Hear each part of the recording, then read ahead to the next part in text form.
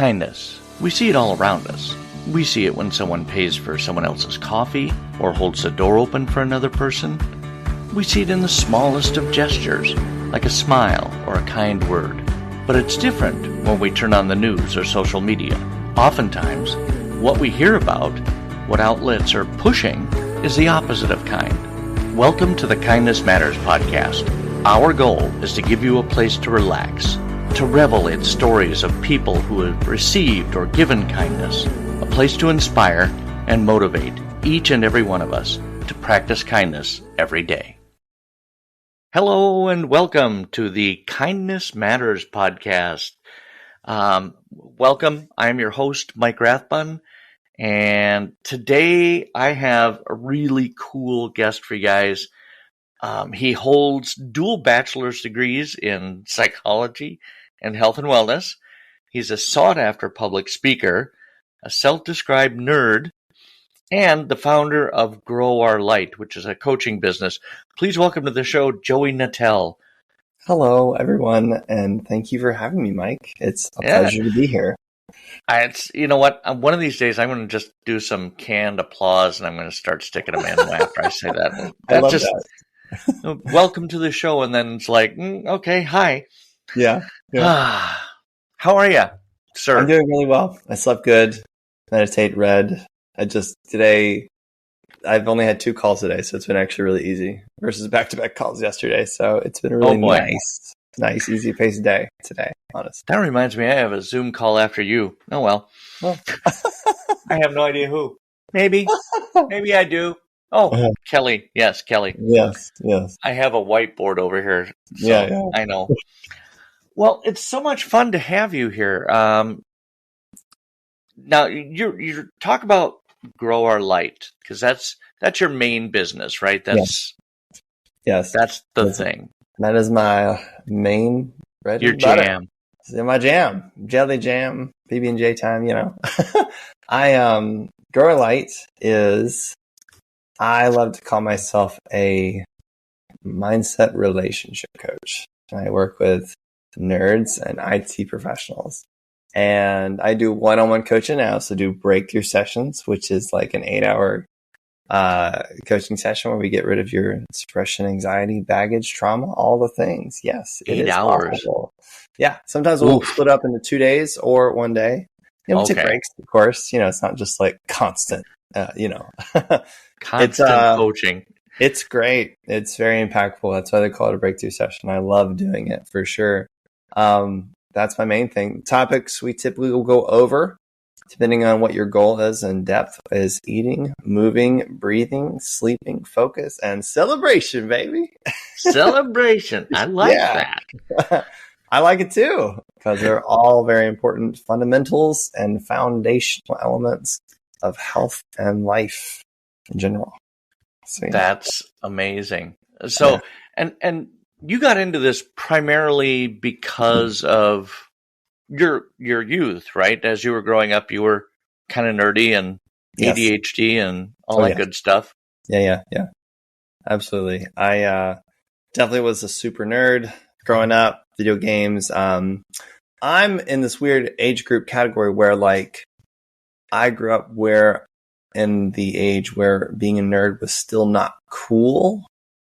And because calling yourself a nerd these days is like a badge of honor, right? Yeah, it is super cool. And I wear that badge of honor. And so like, I am proud to say that I started to own that badge before it became really cool. And now it's just like, oh, this is great. I get to fully embrace it entirely, and it's awesome. And so growing up in that world, I was definitely not super social, afraid to talk to girls, and a lot of self-esteem issues, as I know some people I've worked with and fellow nerds struggle with. And for me, it's my mess was my message type of thing. So learning to get outside my comfort zone, learning to talk to people. I used to date a theater girl for a while, and she definitely helped be a catalyst for that, and ended up doing some improv classes and learned how to think on my feet in social situations. Now I realize I'm just kind of a natural extrovert, and just social skills come naturally to me, and it's a lot of fun. So teaching others to do the same and that Yeah, element. because a lot of people are struggling with social skills these days, aren't they? Yes, they are. And I mean, everyone is, even if they can like the type, when I say social skills, not the people who like the extreme end who are like afraid to leave their house type of thing. You have those That's people. a whole other phobia. That's a whole other thing. Vice versa, people who are like, they can hold down a good job. They maybe have a girlfriend or don't, or a boyfriend, whichever. And they just can learn how to tweak and improve your social skills. One of the gentlemen I follow, I'm blanking on his name right now. He talks about lights. If you had a 10 out of 10 of knowledge in an area of expertise or subject, but your communication skills is like a 3 or verbal skills of some kind, then your presentation of that knowledge is like a 3. Right. You can't communicate it. So like, learning to communicate and social skills, all those things aren't just for the people we typically think of as just like, oh, I'm nervous to talk to boys or girls, or like I have trouble holding a conversation. It's really like, how can you really express what's up here in your mind out, and people can get it and connect with you? Because that's so important. Being able to express it in a comprehensive or a way that people will understand. True. And that's also, how do you express and connect with yourself deeper? If you, like, one of my mentors like to say, especially when it comes to managing one's emotions, you got to name it to tame it. Name the emotion to tame it. Oh. Yeah. Yeah. Wow. Super good. Yeah. That's a good one. But, and I know one of the things you work on, one of the many, is loneliness. And who said it? Who came out? Somebody came out with a study earlier this year talking about how there is an epidemic of loneliness in this country. Yes. There is. For sure. I haven't, not too well read on the topic, but I've heard about that for sure. And like, I think a lot of that came from a couple things that come to mind for me is obviously from COVID. I think there's still a lot of people who don't come out, and it's kind of been more of the norm for that too. I think also, I wouldn't say this is part of the nerdy rise, but there is an element of like, we are now more mainstream, even kind of before COVID, of like being more online type of thing, where I personally prefer being more in person. That's my jam. I love that type of connection still. But sure. I know a lot of people who prefer to game online. Like me, I would rather be on like couch co-op while playing video games together, because that's kind of how I grew up, and I love that type of thing. Oh, sure. But the more common things is like, being on Discord and connecting. It's great if you live across the country, vice versa in town. But I think there's also an element of that too. I think also maybe more of the younger generation has kind of grown up with just kind of being on the phone type of thing and just being more online connected, thus less interested in maybe in connecting in person type of thing, which is one of the many cocktail factors that contributes to this loneliness feeling. Though you might connect verbally, but there is an element of connecting in person that the online can't do fully. I remember. I'm sorry, I didn't mean to interrupt. Go ahead. Yeah, that's good. My wife and I have a home cleaning business, and we were cleaning for a family.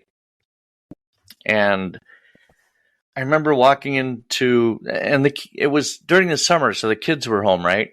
Yeah. And I walked in the living room, and there was a kid on the couch with a gaming console, and I want to say maybe it was Fortnite, maybe, and he was talking, but I didn't realize that he had a headphone or a headset on. Yeah.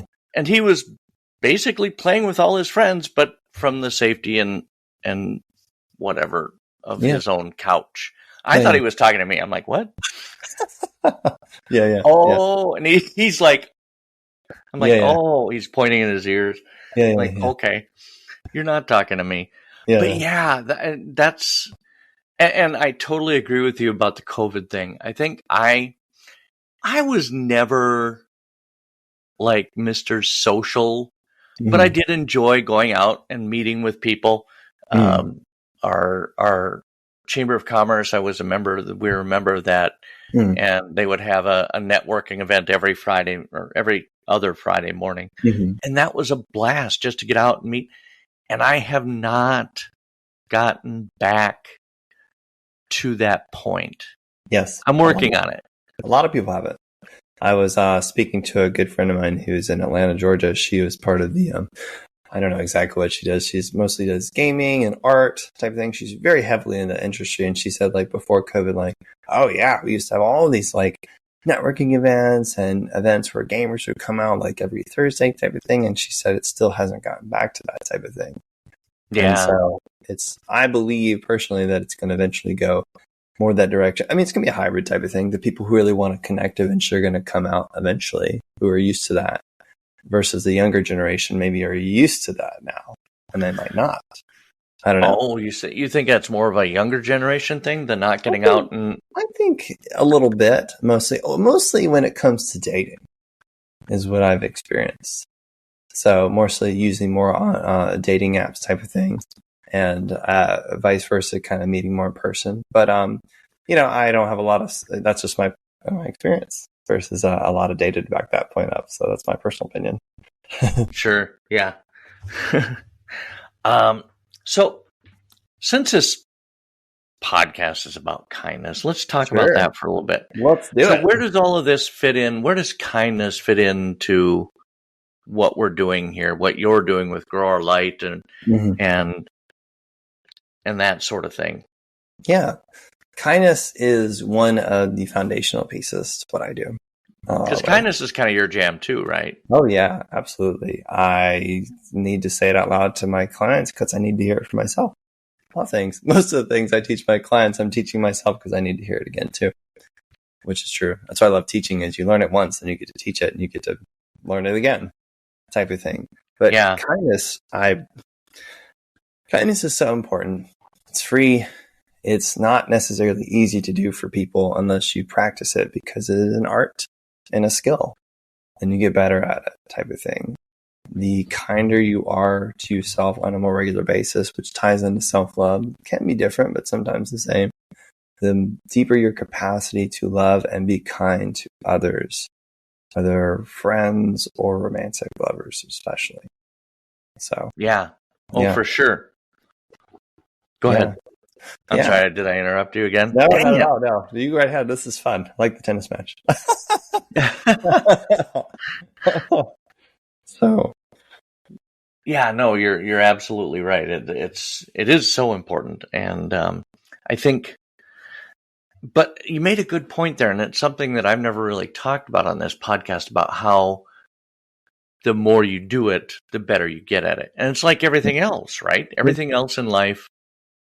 The more you practice any skill, speaking or whatever it might be, gaming, for example. Yes.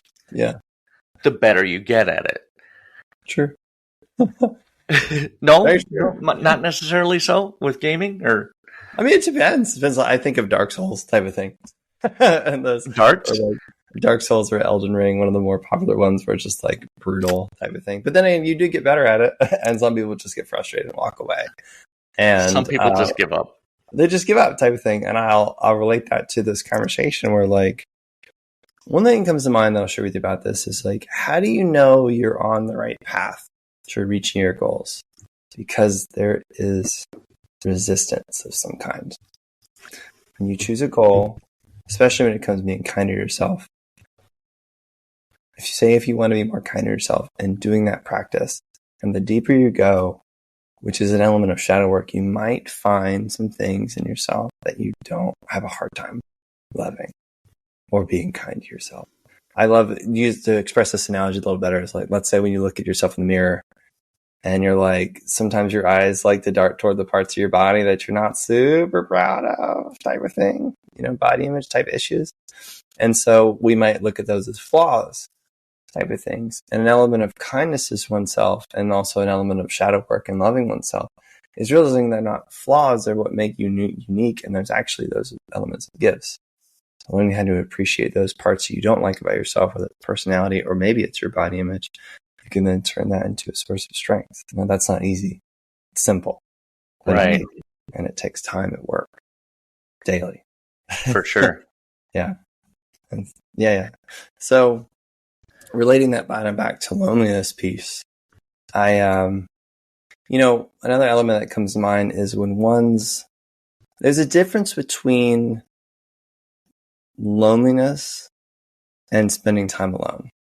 One is empowering. One is lack of love in a way, a longing or a need in a way. And when somebody feels lonely, sometimes it's an element or a symptom of like they want more love in their life or more connection.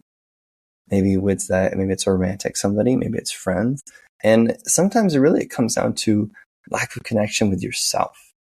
Because when you feel lonely, you're actually blocking, or maybe there's something blocking you're not aware of that is blocking you from being able to stand in your alone time, which is more empowering, because we need that alone time to recharge our batteries. Even if you're extroverted or introverted, doesn't matter, type of thing. Sure. Yeah. So learning to be alone with yourself and be okay with that is a healthy sign that like you're on the right track. And does that mean you're always going to be that way? No, of course not. Absolutely not. Well, and it's funny because there are a lot of people who are perfectly happy being alone, but that's not really good for our mental health, is it? It depends. Like solitude is not good for you long term, type of thing.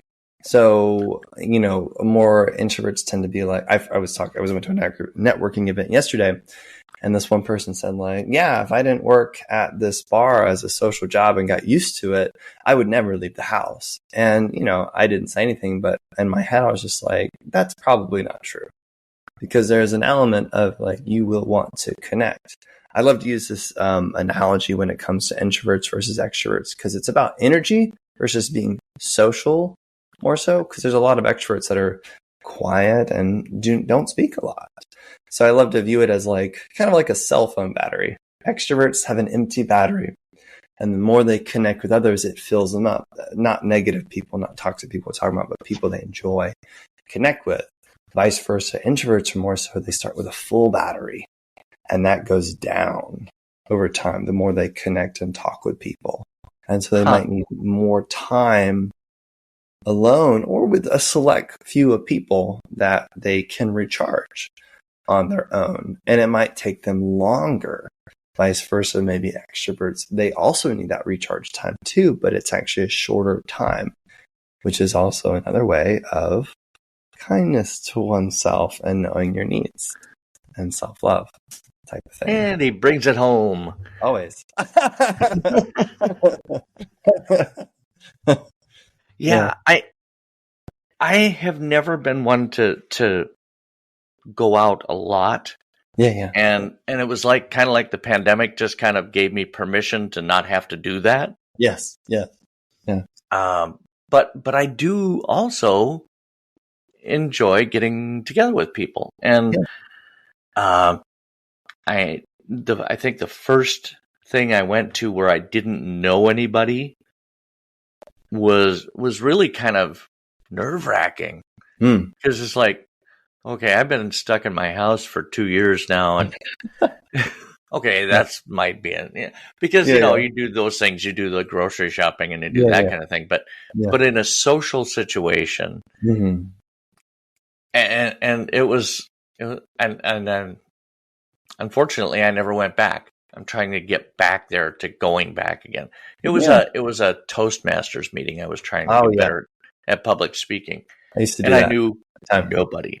And they were all super nice people. Yeah. But then I find all kinds of excuses for, not going back. Sure.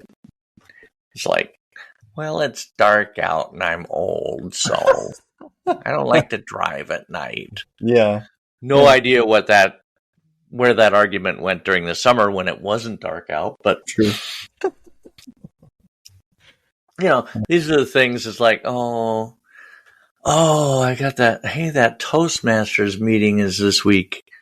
Oh, I think I'm fill in the blank, right? For whatever excuse you want to use. It reminds me of I've also read some memes somewhere. It's just like the I don't not necessarily introverts, but sometimes people who are non-committal. Not saying that you are not non-committal or are non-committal, but it's just Right. like, well, why didn't you invite me to the party? Your friend would say. Well, I know that you're not going to go. Well, of course I'm not going to go, but I still like to be invited. Right. Kind of thing. Yes, you're not wrong. Yeah. I mean, but yeah, it's like nobody ever invites me to their stuff. Well, maybe if you went when they did invite you. Yes. Yes. Some people that I consider friends, even though I never see them socially, Mm-hmm. and it's just through Facebook. I have in the past seen them socially. But every year in August they have like this fiesta, and I get invited every year. And do you think I've gone? Not once. But if they didn't invite me, yeah, you're right. I'd probably go, well, Of course. It reminds me of something I think I may have came up with half of this. The other part, not so much, is every no you tell somebody else is a yes to yourself. However, I'm sorry. Every no you tell to somebody else. No to an obligation or a commitment is saying yes to yourself in terms of your self-care, your time. So like, this is kind of true for people pleasers. I'm a recovering people pleaser myself. So my clients are as well, where they'll say yes to a lot of people. But they say, when you say yes to someone else, you say no to yourself. However, the flip side and the balance we need to keep in mind is if you say no to too many people, you'll only have yourself. And that's where the loneliness can come in because you said no. Because then it's a matter of like, it's another opposite type of challenge where it's like, you might have walls up and you're afraid to connect. You don't connect. And we delve into why that is the type of thing. Yeah. I feel like I'm getting a mini session with you. Maybe. I don't know. I'm glad it resonates with you. That's really profound. That's really great. Yeah. But that's the balance, Sure. This equilibrium like the body has, maintaining all the amazing things that the body does. Is also true for ourselves type of thing. Even the most extroverted person who goes out all the time, they'll get burned out type of thing. Yeah, I suppose it, and I don't know. Wow. So yeah, I feel I've been on the phone, I've been on this call or this with you for like 20 minutes and I feel much better. Awesome. I'm glad. I have that effect on people. Bills in the mail, right? One of my superpowers to make people feel comfortable and just we connect, and it's beautiful. And that's kindness in itself. When you can make somebody comfortable enough to open up, and I realize you probably think it's part of your job or part of what you do, but just listening to people, and it seems like it's become harder these days to find somebody who'll just sit down and listen to you. Yeah. I'm going to steal a quote from this recent movie I watched called Stutz. Phil Stutz. It's a great documentary on Netflix. Highly recommend it. Jonah Hill filmed his therapist. Super great. Recommend it to the audience. Jonah Hill, love him. Yeah, he's hilarious. And they say in the movie, I recently watched it, where like, not all therapists, of course, but a lot of them say like, sometimes you maybe go to therapy because you want your therapist to give you advice and all they do is listen. But versus your friends, they give you advice, but you just want them to shut up and listen type of thing. Oh, there's some truth there. Yeah. And so yeah, learning to listen and just be present with somebody, it's a skill and it's an art. It's a lifelong skill. And so you told me like, this is kind of what I do as a job. I mean, I'm going to step it up and say it's like, it's part of my calling and purpose. Your calling. Yeah. Type of thing, I would agree. Yeah. The poor choice of words. Forgive me. Not at all. No, it's part of it. It's in the direction of where I am and going. So like, thank you. Yeah. Well, Joey, this has been so much fun. I really, really, really appreciate you taking the time. I know we've had a hard time connecting, and I'm so glad we did. Well, I'm glad we did too. It's been awesome. Yeah. Yeah. We're going to have to, because I think I want to talk to you sometime some more about Sure. NLP because Of I don't course. understand it. I'd love And to I know talk you're about an it. expert there. Yeah, absolutely. Totally. So maybe we can do another one on that. Sure. That sounds like a lot of fun. Okay. Thanks so much for having me on. Have a fantastic. You got any plans for the weekend? No, I'm just gonna do some cleaning. Actually, I'm gonna go see a concert. What the heck are they called? Straight No Chaser. They're just a bunch of guys and they just sing. I'm forgetting the word, that style of music that they do. A cappella group. Yeah. Oh, Yeah. yeah, no, I'm not going to think of anybody. I know. So, Yeah. seeing that with a Anyway, friend. that's cool. Very excited. That's cool. Type of thing. Can I leave your audience with one question? Please do. Yeah. So a mentor of mine gave me this, and I love it, and I use it all the time. Now, let me be clear. If you're listening, you come up with a question. What is the one question, if answered today, would give you the most success in blank? You come up with the area, like it may be relationships, self, career. So we'll use career. You come up with a question. What is the one question, if answered today, would give you the most success in your career / relationships, everything? Boy. Yeah. Oof. Yeah. It's a fun one, but deep. Yeah. Yeah. And folks, if you come up with an answer or you can't come up with an answer to that question, but you'd like an answer to that question, all of Joey's contact information will be on the show notes. Yeah. Thanks so much for coming along, Joey. I really appreciate it. It's been a lot of fun. Thanks for having me. I appreciate it. That was so much fun. I really appreciate Joey Natale coming on the show.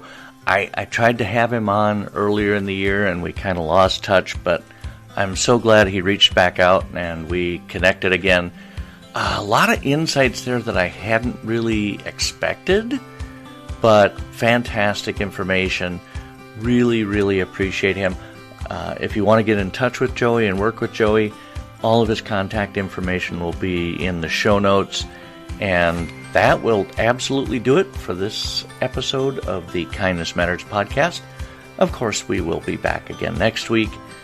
But until then, be that person who roots for others, who tells a stranger they look amazing, and encourages others to believe in themselves and their dreams. Thank you so much, listener, for the gift of your time today.